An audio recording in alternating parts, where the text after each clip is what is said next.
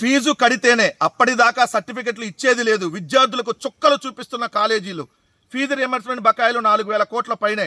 తీవ్ర ఇబ్బందులు ఎదుర్కొంటున్నటువంటి బీటెక్ విద్యార్థులు, ఏదైతే ఉన్నత విద్య ఉద్యోగ అవసరాల కోసం నానా పాటలు, ఫైనల్ ఇయర్ విద్యార్థులు ఫీజులైనా ఇవ్వాలని చెప్పి ఫైనల్ ఇయర్ విద్యార్థుల ఫీజులైనా ఇవ్వాలనే డిమాండ్. ఫీజు రియంబర్స్మెంట్ బకాయిలు భారీగా పెరిగిపోయాయి.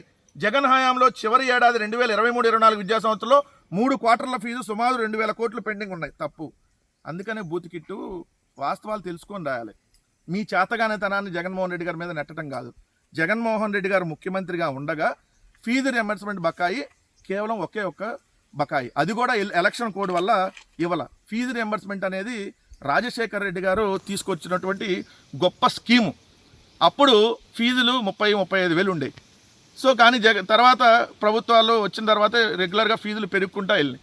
పెరిగినప్పుడు ఇప్పుడు పూర్తి ఫీజు రియంబర్స్మెంట్, ఎంత ఫీజు ఉంటే కాలేజీకి అంత ఫీజు ప్రభుత్వం చెల్లించే విధంగా సరికొత్త ఫీజు రియంబర్స్మెంట్ విధానాన్ని జగన్మోహన్ రెడ్డి గారు తీసుకొని వచ్చి 4 విడతల్లో వాళ్ళకి ఫీజులు చెల్లించేటట్టుగా తీసుకొని వచ్చారు. దాని పేరు విద్యా కానుక అని దానికి పేరు పెట్టారు. సంవత్సరంలో 4 విడతలుగా కాలేజీలకి ఫీజు రియంబర్స్మెంట్ చెల్లించేటట్టుగా ఏదైతే స్కీము, దానిలో భాగంగా చూస్తే 3 నెలలకు ఒకసారి ఏదైతే ఫీజు రియంబర్స్మెంట్ని విడుదల చేస్తారు. ఒక్కొక్క విడత 700 కోట్లు, అంటే సంవత్సరానికి వచ్చి 2,800 కోట్లు ఈ ఫీజు రియంబర్స్మెంట్ విద్యా దీవెనకు సంబంధించి.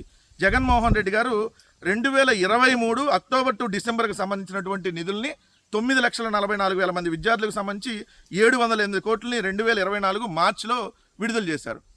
ఇప్పుడు పెండింగ్ ఎక్కడుంది? 2024 జనవరి టు మార్చిది పెండింగ్ జగన్ గారి దాంట్లోది. ఆ పెండింగ్ ఎప్పుడు ఇవ్వాలి? ఏదైతే మేలోనో లేదంటే మీరు అన్నట్టు జూన్లోనో చెల్లించాలి. అప్పుడు ఎన్నికల కోడ్ ఉంది. జూన్లో అధికారంలోకి వచ్చింది వీళ్ళు.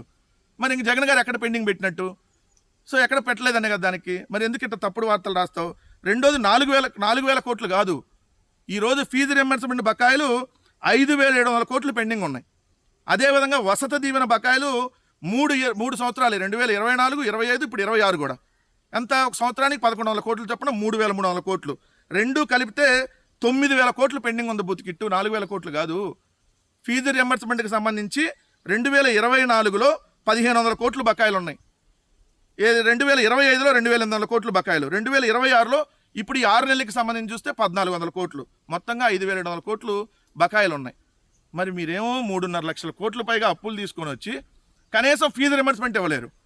వసతి దీవెన లేదు. 3 సంవత్సరాల నుంచి ఒక వసతి దీవెన లేదు. 2024 పెండింగ్, 25 పెండింగ్, 26 పెండింగ్. మరి ఏం చేస్తున్నారు డబ్బులన్నీ? విద్యార్థులు ఎంత తీవ్రంగా ఇబ్బంది పడతా ఉంటే మిస్టర్ నారా లోకేష్, ఏమయ్యా నువ్వు యువగలంలో పెద్ద గంగాలను రుబ్బావు కదా, యువతకంతా ఉద్యోగాలు ఇచ్చేస్తా, యువతకి అన్నీ చేసేస్తా, 3,000 రూపాయలు నిరుద్యోగ భృతి ఇస్తా, కనీసం ఫీజు రియంబర్స్మెంట్ ఇవ్వట్లా. ఈరోజు విద్యార్థులు పడుతున్నటువంటి ఇబ్బందులు ఇన్ని కావు. సో చూడండి, 5,700 కోట్లు ఫీజు రియంబర్స్మెంట్ బకాయిలు, వసతి దీవెన బకాయిలు వచ్చేటప్పటికి 3,300 కోట్లు. మొత్తంగా 9,000 కోట్ల రూపాయలు ఈ ప్రభుత్వం పెండింగ్ పెట్టింది ఈ 2 సంవత్సరాల్లో.